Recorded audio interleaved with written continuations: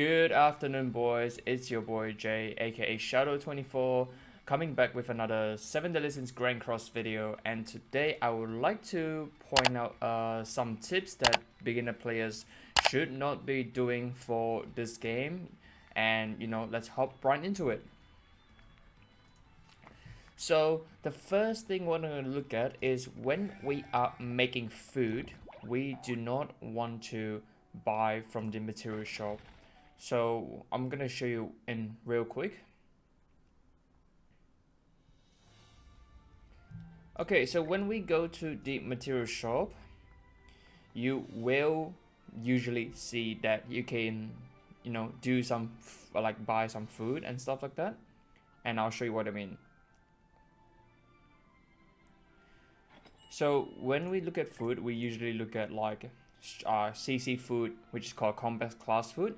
And this is a HP food, which gives you a amount of CC increases and also at the same time boosting your HP. Now, the ideal situation here is you should not be buying this at all. The reason for this is because when you are farming for your food, all of this, when you craft one of this, you will probably be able to get the maximized buy of like 5 of this, you know what I mean? So let's say this one is remaining of 5, right? So if we go back to cooking, and let's just say we're gonna craft 1, right? So we're gonna go to barn and we're gonna start cooking. So let's just scale, we'll get the CC food, right? Yeah, we'll just get the CC food anyway. So we got 1 vegetable, 1 butter, and 1 truly wild strawberries, right? You don't actually need to buy with coins as well of gold. You just need to be able to have ingredients. So when we cook this, for example, so we're getting 4 already, guys. We're getting 4 by just putting one ingredient down, right? And also you can farm all of this like food. For example, if you want to farm animal milk, you have like locations like this, right? You can go literally like cooking home on the ground. You just need to go to it right there.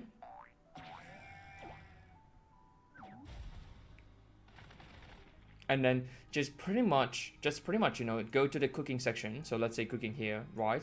There is a half stamina wick which we will be able to farm this, and this is like really nice because these are very easy to farm. Just literally like run with your absolute like PS team, like doesn't matter whether they're shit, I'm sure they're going to be like just fine with it. So this is one of them, one of the things that people should be aware of. And let's move on to the next one. Okay, now the next thing I want to point out is when you are doing the equipment draw, we have the daily equipment draw. So we do have this ember keys, we call it. So always save your ember keys, always, unless the SSR rate is 8%, right? When you have 8%, the chances of you getting a 5-star stone and a hammer is much higher, and you will want to be saving a lot of ember keys for this one. Now, this is by far the best choice to save for. I understand if you really want to use it, you can use it. But if you want to be more efficient, you should be saving these ember keys. Wait until the next drop of 8% in the patch notes. Then you can go all out and spend all of them, including your gold and stuff like that, to get all those hammers, anvils, and SSR stone. And let's move on to the next one. Alright, the next one we're going to talk about is the equipment stats for reroll.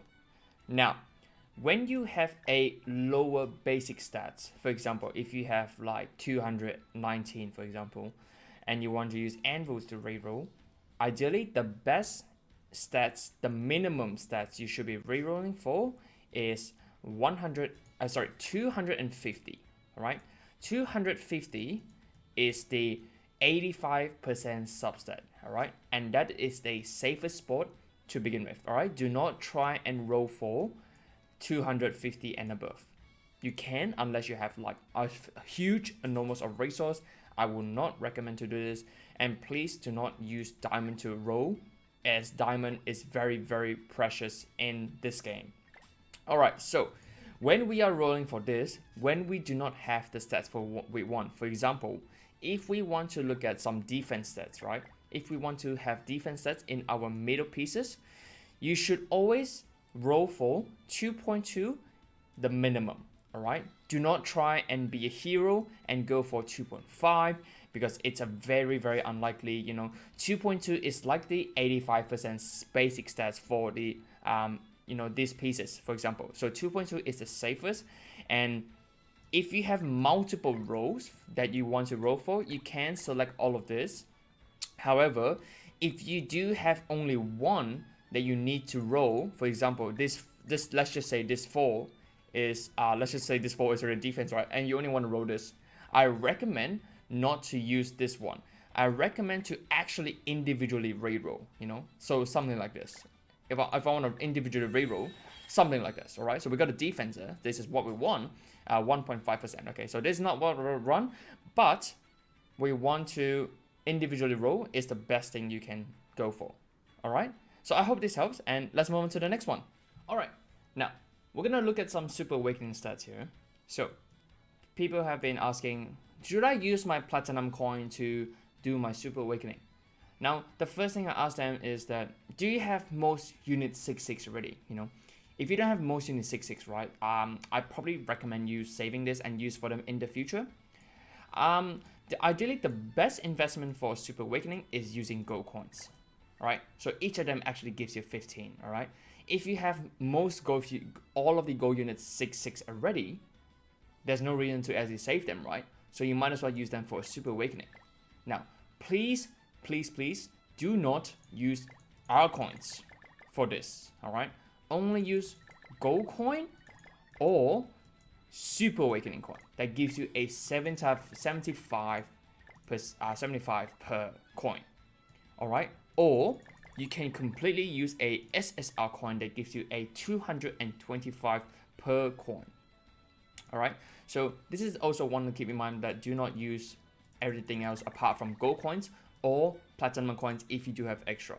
And I think we'll move on to the last one that I'm going to point out. All right, now the last thing we're going to point out is we are at the Fort Sorger's SP dungeon. Now you can see the Fort Sorger's dungeon key. We do always have 5, right? So each of them will spawn every 5 hours, all right?